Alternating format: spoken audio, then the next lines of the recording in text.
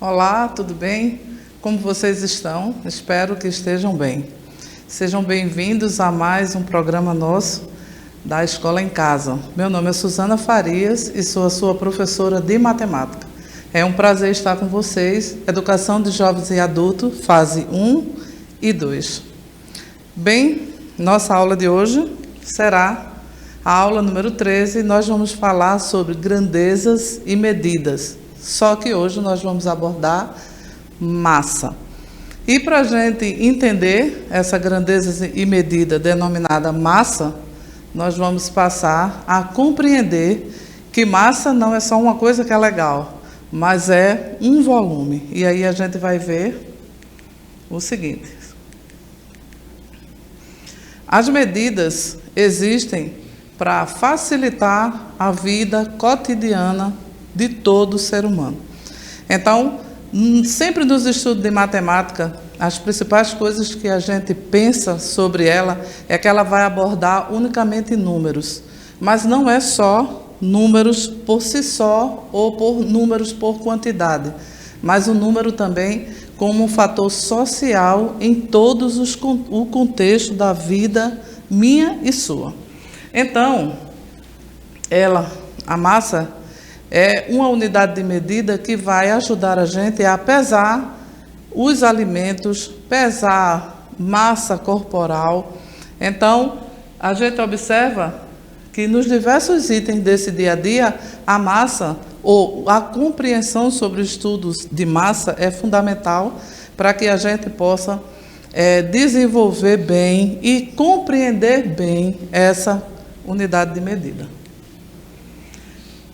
Quando vamos comprar nosso feijão, nosso arroz, a galinha, a carne, as verduras, né, as frutas, nós sempre vamos usar essa unidade de medida, que é a massa. E como a gente faz isso? Todos esses itens que eu falei, nós usamos e pesamos quando formos comprar. Então, compramos o feijão por quilo, as verduras por quilo, e isso é massa. Então, vamos lá, feijão, verduras, legumes, o nosso feijão do dia a dia, a carne, né? Tudo isso nós utilizamos como medida a massa. E sem falar no ouro, que também compramos ouro por peso. E isso equivale a compreender que tudo que está ao nosso redor, ele tem um valor. E para a gente saber esse valor, a gente precisa compreender em que meio social esse valor está inserido. No caso dessas medidas denominadas massa, nós encontramos nesses itens aí que vocês estão vendo. Pronto. No mundo inteiro, que existe o sistema internacional, a massa que nós usamos,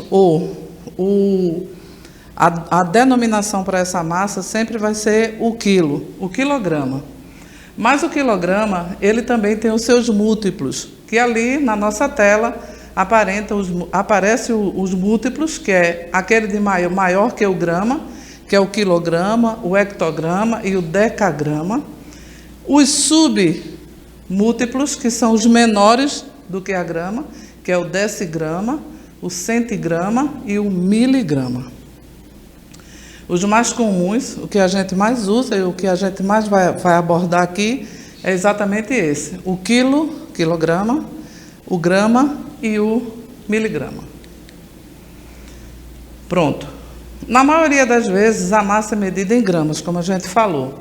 E aí, quando a gente observa esses itens, a gente vê que tem item que é muito comum no nosso dia a dia e a gente pensa muito bem sobre ele. Quando a gente vai escolher o quilo do arroz por preço, não é? Então, isso aí faz bem parte do nosso dia a dia. Mas aí a gente também toma remédios, e os remédios também têm as dosagens dele. E essa dosagem é por miligrama. Então, é um peso muito pequeno, não é? É um submúltiplo, né? Porque ele vai bem abaixo. E aí a gente observa que até na nossa própria medicação é necessário que seja respeitado essa medida.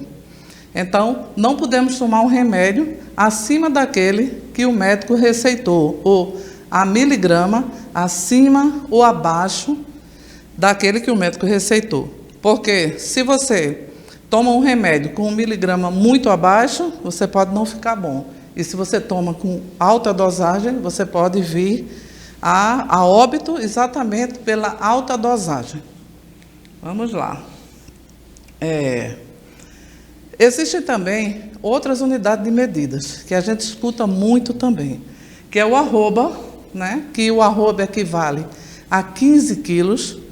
Nós temos também o quilate, que é a medida que é usada para pesar ouro, e 1 quilate equivale a 0,2 grama, e a tonelada, que é igual a 1.000 quilos.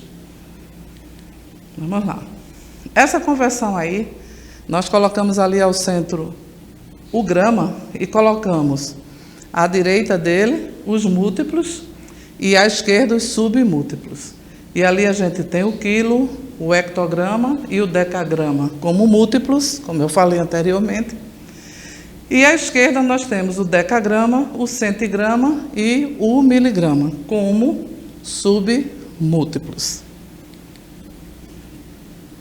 Para a gente efetuar essa conversão e compreender, observe que naquela tabela ali, nós, para os múltiplos, que são os maiores, nós sempre multiplicamos por 10. E se for o submúltiplo, nós dividimos. Nós já estudamos aqui em matemática e a gente aprendeu lá no comecinho de nossas aulas que a multiplicação é a operação inversa da divisão. E é aí onde a gente, naquela compreensão daquelas aulas, a gente vê o quanto é importante agora a gente compreender também essa unidade de medida. O múltiplo é multiplicado e o submúltiplo é dividido. Vamos lá. Vamos recapitular. As medidas são utilizadas a depender do que está sendo trabalhado. Como, por exemplo, a gente tem arroba. Esse termo arroba é usado muito na agropecuária. Quando alguém vai comprar um gado, por exemplo, vai comprar um boi, e aí ele é comprado utilizando arroba e não utilizando o quilo. Então, essa é uma outra medida, uma nomenclatura, que vai denominar que você está comprando agora um gado. Então, o gado é comprado por arroba. No caso do ouro, já é comprado por quilates. Então, 0,2 grama equivale a 1 quilate. Então, se você vai comprar uma aliança, um brinco, um anel, você vai usar o quilate. 2 quilates, 3 quilates, e aí vai, na medida do peso daquela joia, o valor do seu quilate. E a outra que a gente usa muito é a tonelada, que é também usada com pesagens muito altas, né? Por exemplo, um caminhão, quando ele abastece, geralmente, dependendo do que ele vai ter como para carregar, a tonelada. A gente não diz, o caminhão está carregado com 1 milhão de grama, 1 milhão de miligrama, mas aí a gente vai usar a tonelada. Então, 1 tonelada, 2 toneladas, meia tonelada, e aí a gente sabe que 1 tonelada equivale a 1.000 quilos. Então, meia tonelada, a metade, 500 quilos. Vamos lá.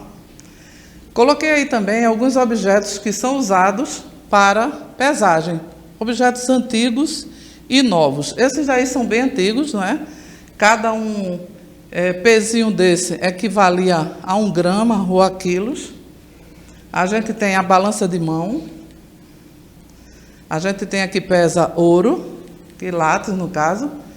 Peso de massa corpórea. Há uma balança também ali muito antiga, balança digital. A balança que pesa bebê recém-nascidos, uma balança também bem antiga, aí quem é mais antigo um pouquinho conhece esse tipo de balança. A outra também digital que pesa ouro, e essa aí que a gente vê muito no supermercado. Pronto. E aí, terminou nossa aula. E aí, mais uma vez, eu vou citar Paulo Freire para vocês, que diz o seguinte: se não posso estimular sonhos impossíveis, não devo negar o direito de sonhar com quem sonha. Paulo Freire. Te desejo boa sorte e muitos sonhos. Obrigada e até a próxima.